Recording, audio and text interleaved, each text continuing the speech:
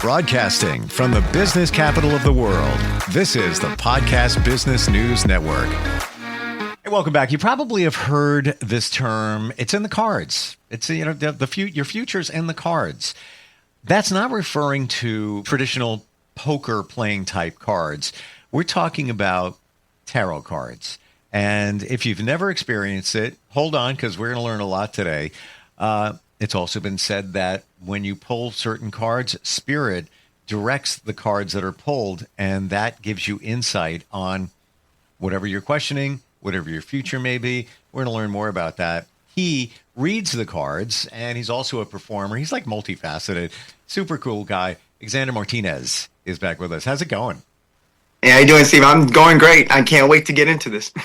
So when we got together a few weeks ago, you pulled some cards on me.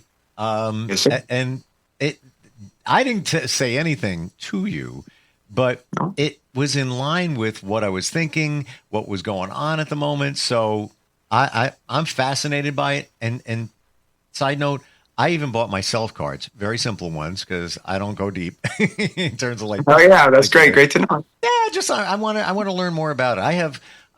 I'm not even sure if they're tarot or if they're oracle cards. They're like angel cards. I think it's Kyle Gray is the guy that created them. Still learning, just kind of messing with it. You do this on a regular professional basis.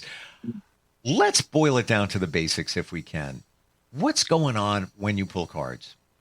Yes, sir. So very great question. And yeah, so I guess I want to actually pinpoint something. I want to say good for you on the angel card stuff. Like that's actually how me and my friend got into it together. So Wow. Going back to when I started about a year ago or so, maybe even more, I got to keep track somewhere on a calendar. But the thing is like she has like a crystal shop and she was intrigued on what I do. But she started with her people that bought crystals and started giving them angel cards, kind of like oracle telling, kind of like it'll be okay, encompassing like good value cards. And I was like, I can read those. And then she started incorporating tarot. And I was like, I can read those too. And then we just kind of went from there.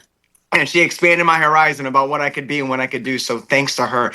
And honestly, like that's a great way to start. So question to you real quick. Did you buy like a regular tarot set? Do you know Rider-Waite were the original creators of the tarot? Did you get one of those basic sets? I'm not even sure. I know it's Kyle Gray. Somebody recommended this set. They're angel. He calls them angel cards. Oh, my bad. Angel. Okay, angel. Yeah. Angel So card. I don't know if they're like a little bit more tarot, or oracle. I'm not really sure. I just know that they're super basic, super simple.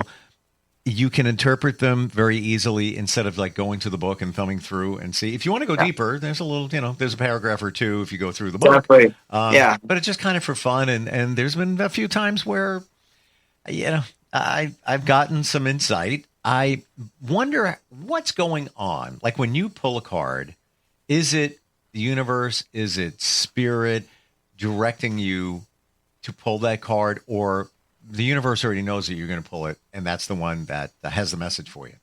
Yeah, it's a great question to start with, right? So before to get into the tarot, it's all about intuition, right? So it's all about what you feel, your gut feeling. So basically, whatever card you want to pull, whatever feeling you have that you want to share. And when you start, when I started this divination of the tarot, I centered and I focused that into the actual storytelling of it. So I'm a storyteller. I like to talk a lot. I'm a little loquacious. I like giving the details. And it was just already innate in me to go ahead and go there with details. So when I started pulling out the cards and seeing the story that was coming from my mind, I was like, wait, there's something to this. And then as much as I learned and I heard and I read and I saw about it, I was like, I can do this. And it just started coming innately. So honestly, it's just following your gut instinct. Like in life, right? That's what we're meant here to do. It's like once you follow it, you're going to find your niche and what you want to do. And this is definitely for me, bro. So check it out. So this is what I got, right? So I got a few cards on the table ready to spread. So just to go ahead and basic knowledge of tarot, there's 78 cards in the tarot spread. There are 22 cards. We call them the major arcana. Think of it like big events in your life happening, right? So 22 cards represent major events in your life. And the other 56, they represent the details, the minors, right? And if we take the 56 cards, right? So those are separated into 4 different suits. And we got the wands, we got the cups, the pentacles, and the swords. They all have to do with different parts of your life, right? So Wands have to do with action and movement and moving forward and just go getting, right? Like nonstop and kind of relentless. Depending on how far you go in the story and what number you get and what it means, it could be different levels of severity in your life, right? Cups have to do with inner worth, have to do with outer love coming into you, you spreading love into the world, all kinds of dimensions of it, right? So it's all of that value within yourself that you spread, you share, and you take in from others, right? Wow. And then you have pentacles. Pentacles have to do with mostly people see it. It's like a coin with like a star. It's not. I guess it's like a mini pentagram. Nothing religious related, but it's just like an aspiration to meet that monetary gain to sustain you in this lifetime. Because unfortunately, we're all spirit. We're all connected to something higher than us. But at the same time, we all have to maintain here. We have to keep our head above water, so money is a thing, right? So that's mostly having to talk about money. And the last one is swords, and that has to do with your airspace, very cerebral, like it's in your head, and just things you think about and the severity of decisions that need to be made. Think about what before you say it, or how deep you are in your head. That's to your own detriment at times. Right. So that's the basic general knowledge of it. And then when you start pulling cards, you start seeing the picture come together. And you start matching up numbers and colors and what you see in the cards. And I'll tell you, I've done, So I did my 131st reading yesterday. So I'm pretty up there. So I love keeping track of my numbers. Right? I think there's always something to that. We'll see where I am in 6 months, but I think there's always something to that. So I've reached a lot of people. And I say that to say that reading yesterday was a little heavy, right? And what I started picking out was the colors to her story. And the thing was, it just started making sense. And then it had to do, without giving away too much info, her husband as well. And then when I started reading the trajectory of she paid for an hour session, which is 21 cards, and I started going through the story, and it started shifting from her energy to her husband's to both of theirs, and it ended with hers.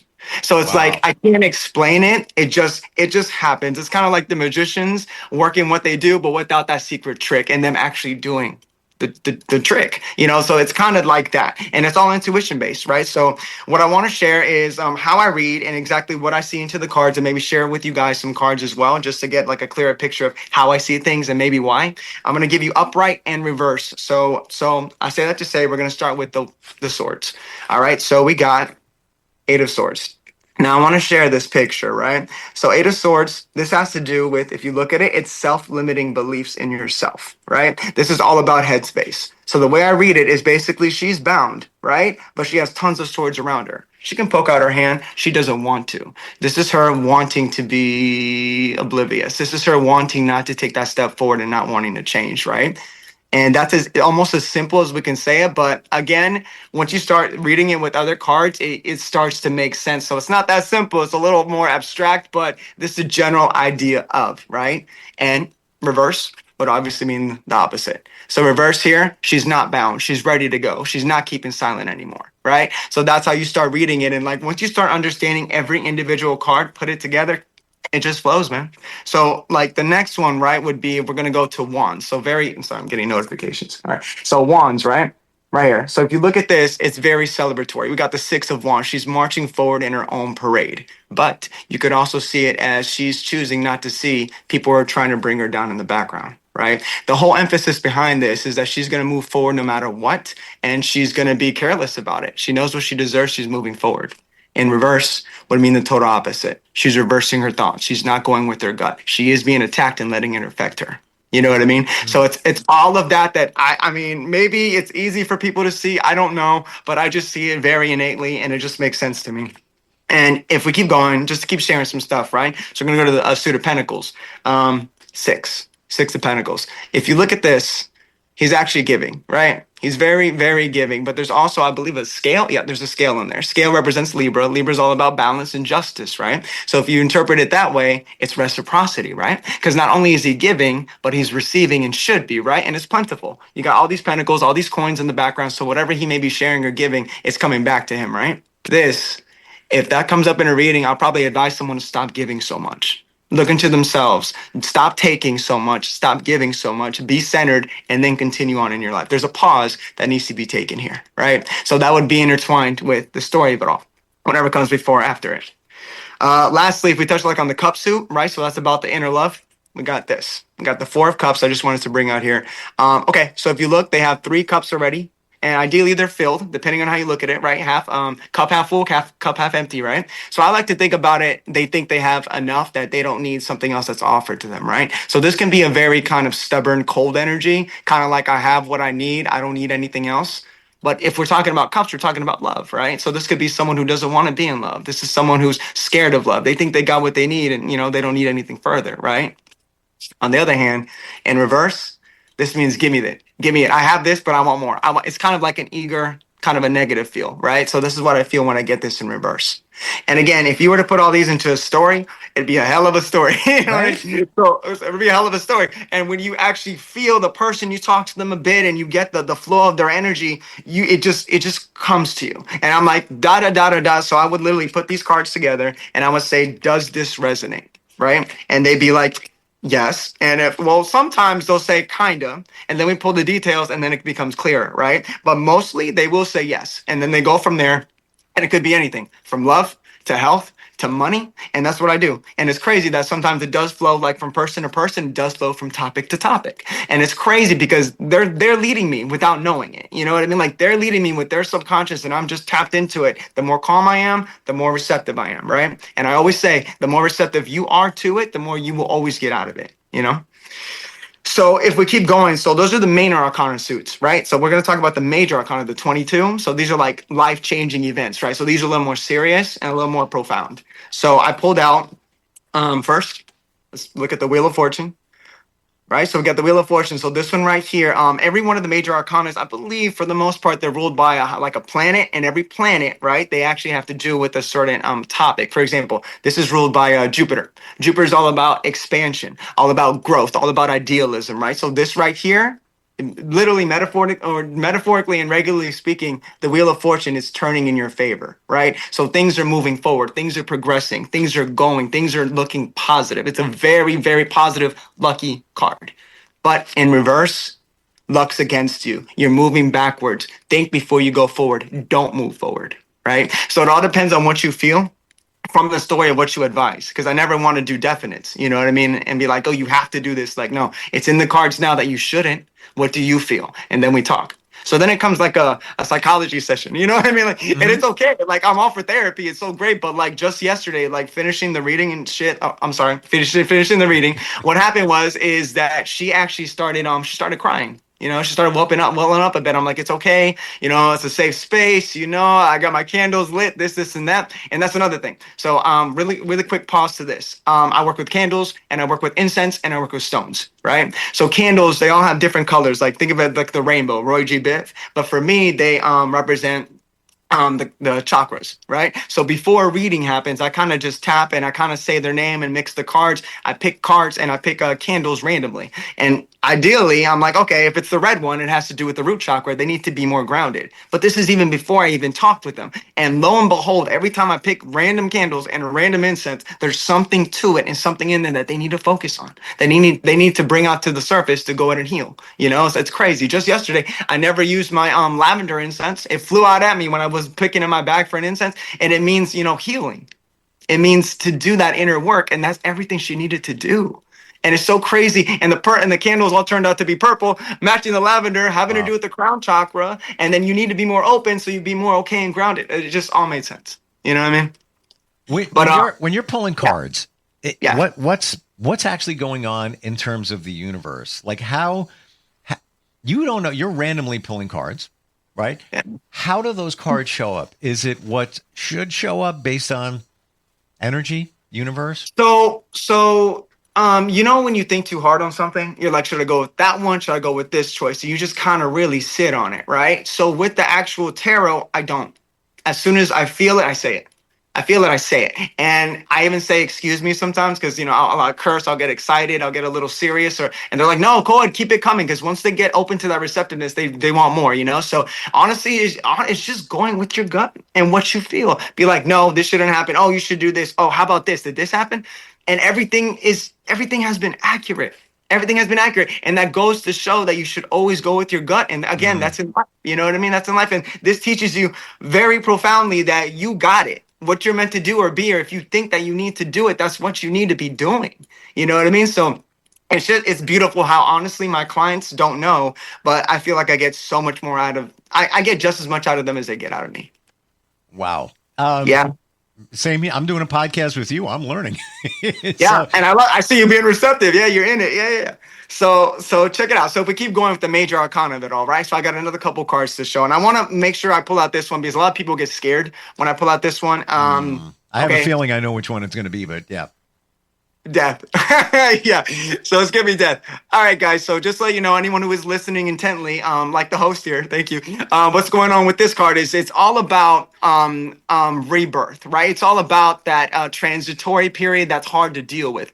Right, it's about saying bye to a chapter, moving on to the next. That's what this solely represents. And if we want to go deeper with this, it's actually represented by Scorpio. Scorpio is dually rooted, or I'm sorry, ruled. It's ruled by Mercury and it's ruled by Pluto. So Mars. Mars and Pluto. Mars is about aggression and passion and almost like a war tactic kind of thing, right? And Pluto is all about the death and the rebirth and the destruction, right? But this encompasses all of that, right? So that's why it's been ruled by Scorpio. So it could be tough.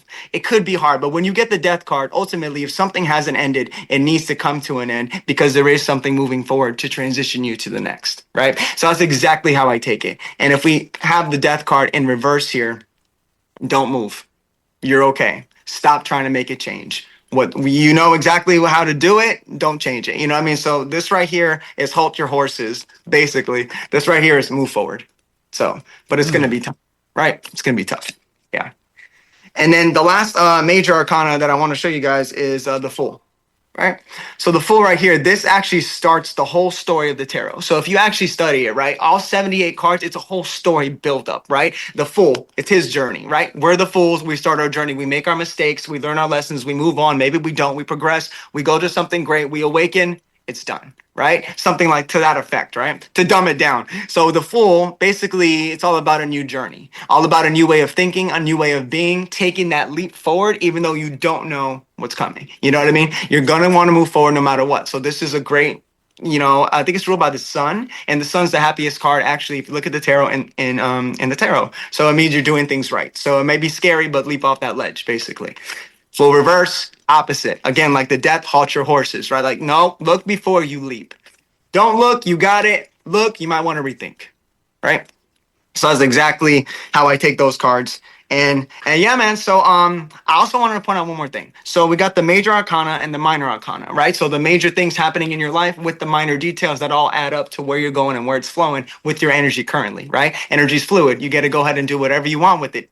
This is exactly what you're feeling at the moment. And I take that to say, I'm like, I know I have to be dead on because everyone leaves my sessions like, wow. You know what I mean? Like, I need to do this. I need to do that. And again, it's their decision. So at the moment, this is where it's headed. And sometimes it's not the best, but sometimes you need to hear it. Right.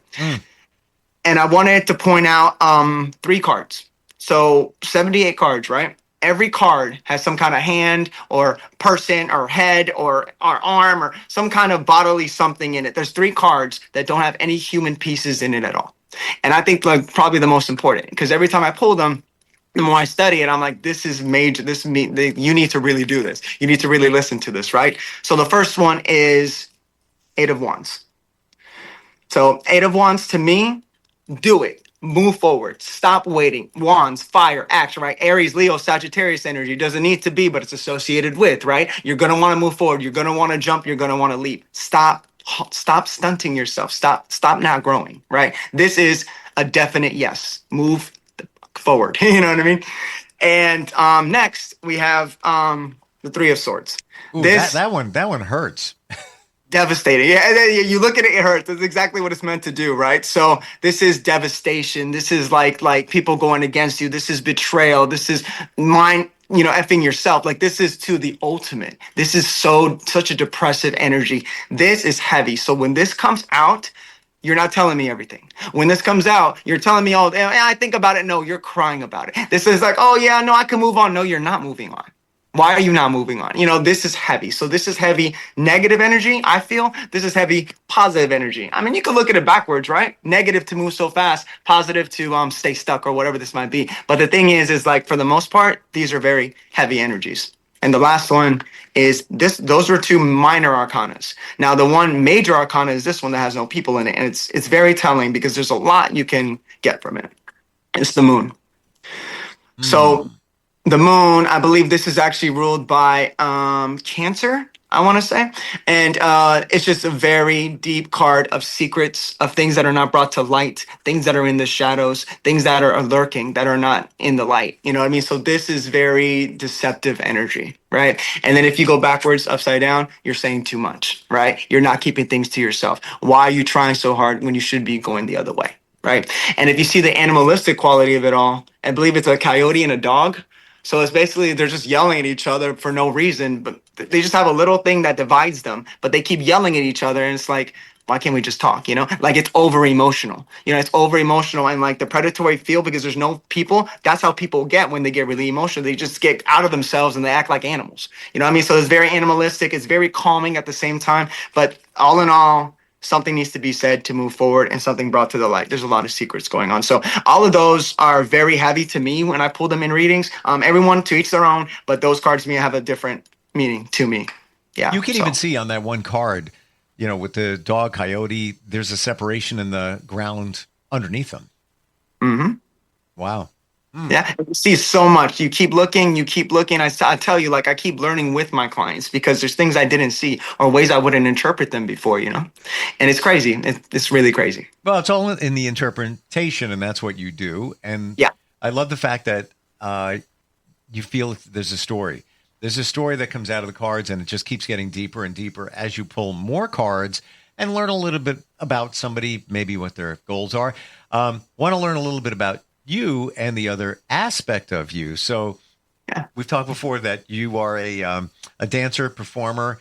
You also do readings. You blend those two, but there's another piece of you and voiceovers, right? Yeah, so check it out. So I am a very animated person. So I was like, you know what? And I am a good, not only tarot reader, I feel I'm a good reader, right? So I like to express things out. So I was like, let me mess with this. So I took some acting classes. I did some stuff back in the day. Nothing really came out of it, some commercials and stuff. But the thing is, I was like, wow, I really want to get into this. So I started getting some scripts. I started talking to some people. So I actually just got done with 3 straight days of studio work and behind the mic, and I'm doing voiceover stuff, guys. So I'm actually doing I got a reel together with 12 demos. I'm very proud of them. My sound engineer guy is amazing. Like that whole saying that artists have like big talented singers and stuff, like studio time is everything to them. I relate so much. Like there was so much creative energy going back and forth. And honestly, it's just another outlet. With as much energy as I put into my tarot, I do the same thing with my dancing. And now I'm doing the same thing with this voiceover stuff that literally I feel came out of nowhere, but I feel like I'm kind of good at it. So I was like, let me keep going. So yeah, guys. So it's another way to let out my energy because I got a lot. Dude, you do, and you're like unstoppable. Bro, yeah, I was like, I need to sleep more. Yeah, all my friends keep telling me that. Yeah. Wow. How do we find you? Yeah, so it's gonna be at Xander Martinez 1224, and that's at TikTok, Instagram, or Facebook. And Facebook would be preferable with the tarot because we can do video chats there no matter where you are in the nation. I got clients all the way to the West Coast. I'm located in Florida, but we could definitely just do, video chats, and we can make it happen like I did with my client yesterday. Yeah, same thing you did with me when we just kind of test drove the tarot 3 weeks ago or whatever it was. Even the stuff that you identified, I was like, that's my life. Like, how do you know? Like, it's amazing how it comes out in the cards. Right. And what's crazy is that I'll never claim to know. I'll claim to look at you and feel you. Right. And that's the thing that really gets to people. They're like, oh, I'm vulnerable now. You know what I mean? And you got to go in with that because that's what this is going to be about. The less receptive you are, the less you're going to get. I mean, at the end of the day, they're paying me. I want them to get the full experience. So if that means live with me, like getting up out of my chair and making a little spectacle, fine. If it means just very close contact here, face on the video, like I'm all for it. I'm all about the intimacy and the extravagancy. Very cool. Xander, always great having you on. Give me some of that energy, man. I'm running low today. Bro, yeah. Let us see through. Yeah. Bring it on. Thank you for today. Thanks for the insight on tarot, and all of us. We'll be hooking up again soon. I appreciate it. Definitely. Can't wait. Thanks a lot, man. Xander, thank you. Happy New Year, and we'll be right back. Happy New Year. Thanks.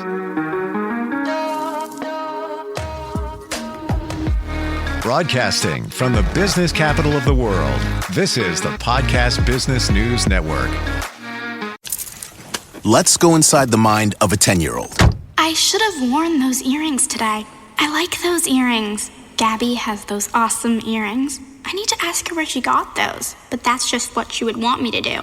I'll have Michaela ask her for me. Buckle up, Sarah. Yeah, but then Michaela will be like, why don't you just ask her yourself? That's just like Michaela. Sarah, buckle up. Michaela's such a great name. I wish I was called Michaela. There's like a dozen Sarahs in my class. Hey, we're not hitting the road until you buckle up, honey. Oh yeah, seatbelt. I forget sometimes because my brain is like busy, you know? I wonder if there's pizza at school today. Sometimes it can be tough to get through to your kids, but it's not impossible. Always make sure they're wearing their seatbelts, even on short drives. Remember, you have the keys, you have the power. Never give up until they buckle up. A message from the National Highway Traffic Safety Administration and the Ad Council. Visit safercar.gov/kidsbuckleup for more information.